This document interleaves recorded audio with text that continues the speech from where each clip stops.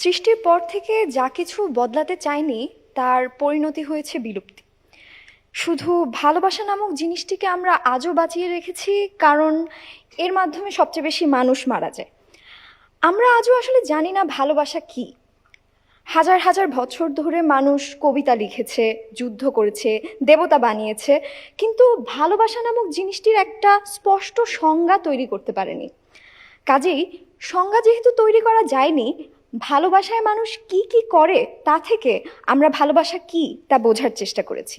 ভারতীয় উপমহাদেশ, কৃষ্ণ একজন দেবতা, একজন রাজা এবং কূটনৈতিক। রাধা তার অনুভবের কেন্দ্র। কৃষ্ণ রাধাকে ভালোবেসে থেকেছেন, কিন্তু থেকে যাননি।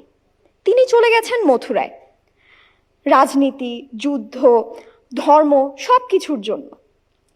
কবিরা পরে একে দিব্য প্রেম বলেছে, অপেক্ষাকে মহিমান্বিত করেছে, বিচ্ছেদকে দর্শন বানিয়েছে, কিন্তু কোথাও প্রেম ছিল না। সপ্তম শতকের আরব ফার্সি মরুভূমি। কায়েস লাইলিকে পছন্দ করলো, এত বেশি পছন্দ করলো, এত বেশি ভালোবাসলো যে সমাজ তাকে নাম দিল মজনু, পাগল। লাইলির বিয়ে হয়ে গেল। একটি খুব বড় প্রশ্ন, আরেকজন মানুষকে ভালোবেসে অন্য কাউকে বিয়ে করে ফেলা, তা তো আমি জুলিয়েট হিসেবে কখনোই করতাম না। লাইলি করেছেন, তাতে আমার আপত্তি নেই, কিন্তু মজনু কি করলেন? তিনি লড়াই করলেন না, সমাজকে বদলানোর চেষ্টা করলেন না, ভালোবাসার অধিকার দাবিতে আনলেন না। তিনি চলে গেলেন মরুভূমিতে, পাথরের সাথে কথা বললেন, কবিতা লিখলেন, হারিয়ে গেলেন। সমাজ আজকের এই ভালোবাসাকে আর যাই বলুক, আমি তো ভালোবাসা বলতে আটকে উঠব। এরপর গ্রিস, ব্রোঞ্জ যুগ। প্যারিস হেলেনকে দেখলো, হেলেন প্যারিসকে পছন্দ করল। এই ভালোবাসার ফল একটা যুদ্ধ, 10 বছর, গোটা একটা সংস্কৃতি, একটা সভ্যতার পতন। এই ভালোবাসা অবশ্য কষ্ট পায়নি, কষ্ট বিতরণ করেছে একটা চ্যারিটি।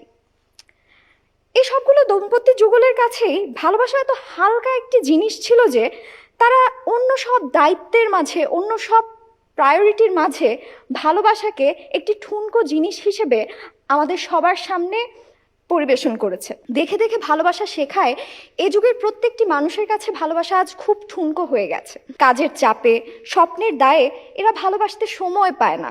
এরা চায় ভালোবাসা পানির মতো এক একটি পাত্রের রূপ ধারণ করুক।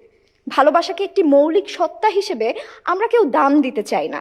এরা ভীতু, এরা দায়িত্বহীন, এরা এদের শিক্ষকদের মতো। অথচ 1600 শতকে ভেরোনায় দুটো পরিবার, একটি অন্ধকার ঘৃণা, তার মধ্যে রোমিও আর আমি ভালোবেসেছিলাম। জগৎ, সমাজ, পরলোকের কথা কোনো কিছু না চিন্তা করে জীবন দিয়েছিলাম ভালোবাসার জন্য, প্রেমের জন্য। রোমিওকে আজকের সমাজে হয়তো মানুষ ভীতু বলবে, কারণ সাহস মানে আজকের সমাজে অনুভবকে লুকানো।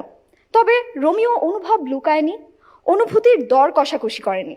সে সাহস নিয়ে কাউকে আশ্বাস দেওয়ার ক্ষমতা দেখিয়েছে, যার কারণে আমি রোমিওকে এত ভালোবেসেছি।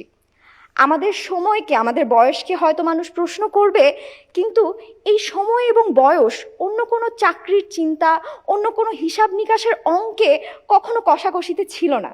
বরং আমাদের ভালোবাসা একান্ত মৌলিক, একান্ত ব্যক্তিগত একটা জায়গায় ছিল, যেখানে আমরা পরস্পরকে ভালোবেসেছিলাম অন্য কোনো কিছুর কথা চিন্তা না করে। কারণ ভালোবাসলে সাহসী হতে হয়। ভালোবাসলে দেবতা নয়, ধ্বংসাত্মক নয়, উন্মাদ নয়, সাহসী হতে হয়। মোরা চির অম্লান, কারণ মোরা সাহসী।